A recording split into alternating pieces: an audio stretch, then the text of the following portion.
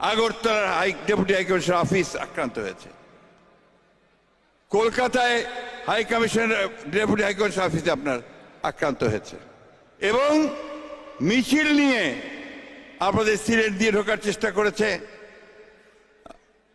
বেনাপোল দিয়ে ঢোকার চেষ্টা করেছে।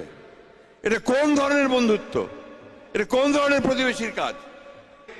এই বাংলাদেশ যে যুদ্ধ করে স্বাধীন হয়েছে, যে সংগ্রাম করে লড়াই করে যে গণতন্ত্রকে আদায় করে নিয়েছে, যারা বুকের রক্ত দিয়ে তাদের অধিকারকে আদায় করেছে, তাদেরকে খাটো করে দেখে বাংলাদেশের বিরুদ্ধে দাঁড়াবেন না, কারণ বাংলাদেশের মানুষ কখনোই তা মেনে নেবে না।